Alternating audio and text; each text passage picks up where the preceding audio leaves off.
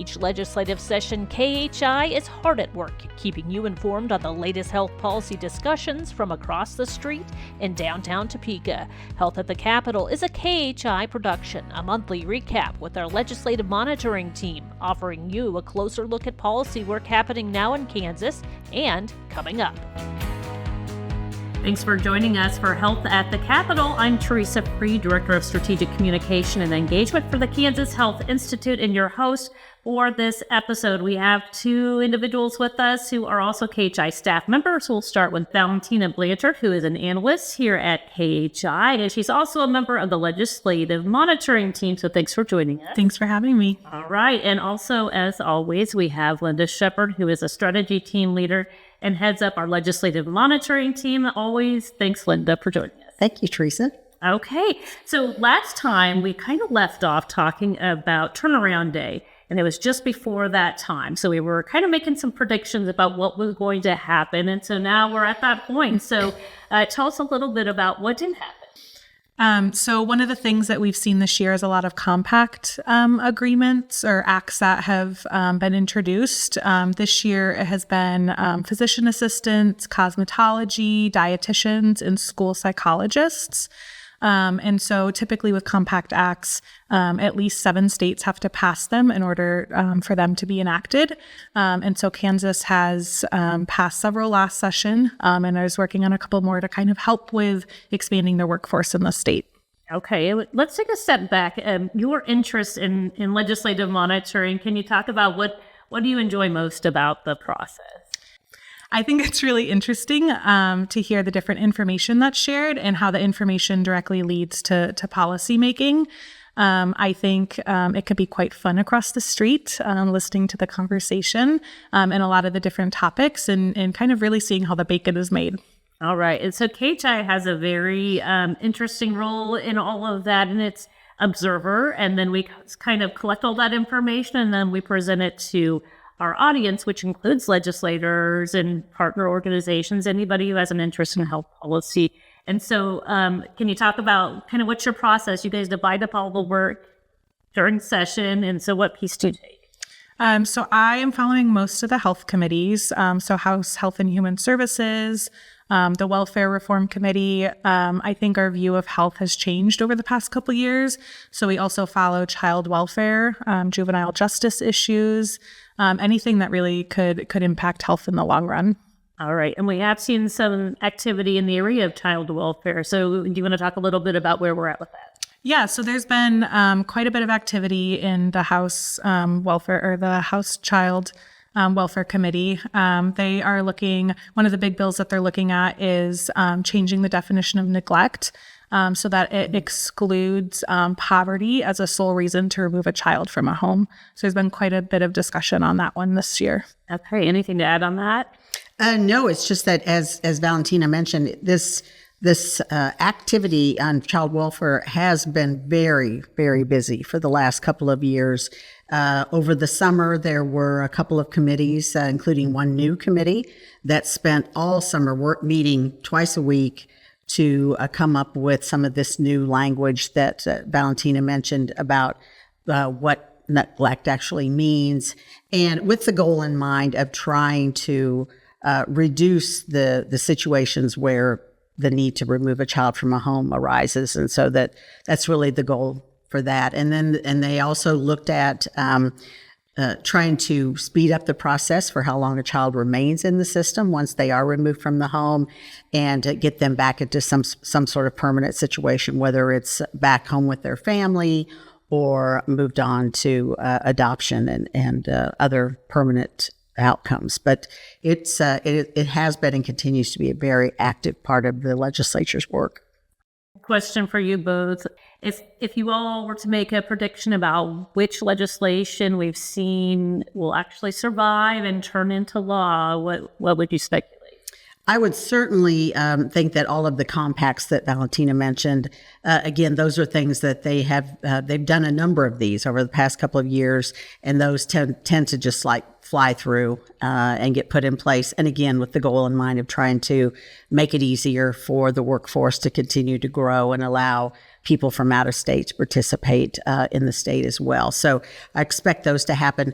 Absolutely. I think the child welfare improvements. So again, trying to reduce the number of children that come into the system by you really clarifying that definition of what neglect really means. And then also this focus on trying to help the courts move that system along faster so that the children don't remain in foster care for extended periods of time. So I think those are both improvements that everybody would agree to, certainly bipartisan support on improving the child welfare system. All right. Well, let's talk about some of the other legislation that is being contested or debated. And so related to welfare reform or welfare benefits, and then also Medicaid. Yeah, so House Health and Human Services last week, week 8, had, I think, about 13 bill hearings, approximately. And so by the end of the week, they actually took 4 bills and combined them into one that included increased funding for local health departments, changes to income eligibility for the CHIP program, some provider reimbursement situations, newborn screening.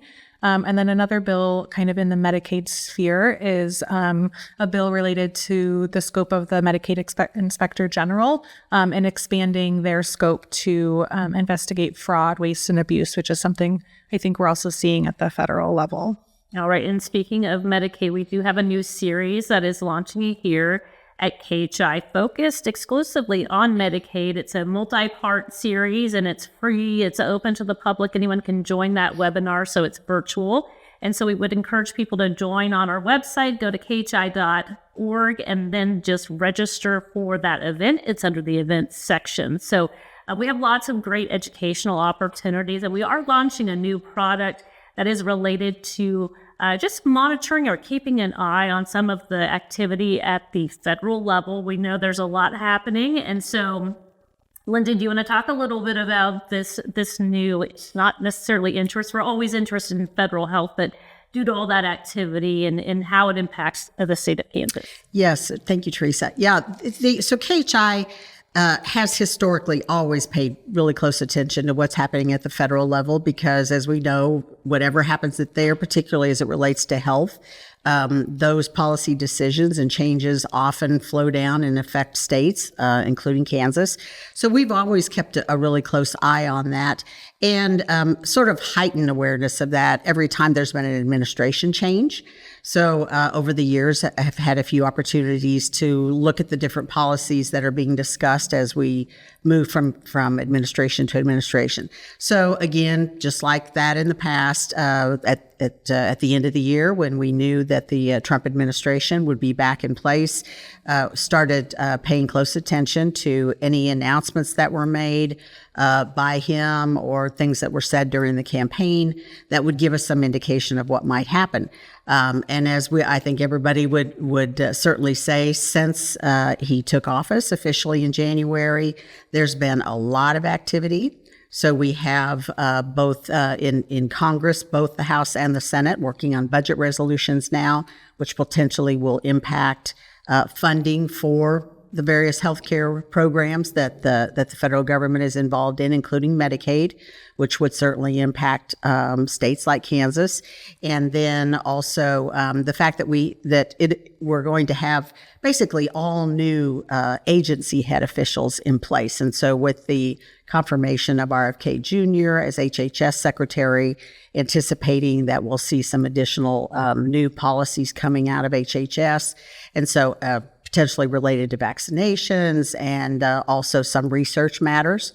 And so we'll be focusing on that. So we've really sort of committed this year to coming up to working on producing products that give both our legislature as well as just Kansans to understand what's happening at the federal level in various ways and how that can flow down and impact Kansans directly as those policy changes are made. All right. And that new product line, I guess we'll just call it, is Hill to Heartland. So look for that name and a lovely new graphic that's tied to that. So we'll have a long list of products that are associated with this campaign. We'll just say, including a blog that's coming out this week. So of course, look for that. That is specific to Medicaid. And then we are continually monitoring some of the news articles and activity that's happening at the federal level so that we can make sure to keep people informed. And again, the benefit of KHI sort of analyzing all of that and sharing that information is we're nonpartisan and non-advocacy. So the information that we're sharing is really for the benefit of keeping people informed so they make good decisions regarding health. So just like this podcast or webcast, we want to make sure to continue to do that. So you can look for those products by registering on our website at khi.org to receive our emails. That's a great way to get some of that information, or just search our website for that name as well. So as we wrap up, what can we look forward to in the next few weeks? Well, I think one thing that I did want to mention is with the new budget process that the legislature has implemented this year, the House is pretty much finished with their side. They have a bill that they've passed, and that bill is now passed over to the Senate side. The Senate Ways and Means Committee did start last week to have some budget hearings for what we call the big three major health related. So Kansas Department of Aging and Disability Services, DCF, so Department for Children and Families, and then also KDHE Health, specifically on the health side. So they did start those hearings, and so now the Senate will be working on coming up with that final budget bill that those two can come together and have the ultimate outcome. So obviously, for sure, we'll have a budget. And that process is just moving along much faster than it has in past years. The other thing is, we're already into the second week of March, and as we've mentioned before, the legislature is still moving forward and planning to be done by the 11th or the 12th of April. So things are moving very quickly, and we expect the activity level, as Valentina mentioned, so numerous bill hearings in committees that will continue to happen because there's just a lot for them to try to get done before that time. So we have about a month left. All right. Any last thoughts from you, Valentina? No, agreed on the fast pace, both in committees and on the floors. Yeah, you guys are staying very busy, so we appreciate it. And so Health at the Capitol is, of course, this webcast and podcast, but it's also a weekly summary that we are sharing with anyone who wants it. And it's very in-depth on health policies. And again, we define health very broadly, but you can look for that on our website, or again, you can register to receive our emails at khi.org. Thanks for joining us. Thanks for joining us for Health at the Capitol. Sign up to receive our emails at khi.org to get a weekly recap of health policy activity during the Kansas legislative session. You'll also receive our latest publications and information about upcoming events.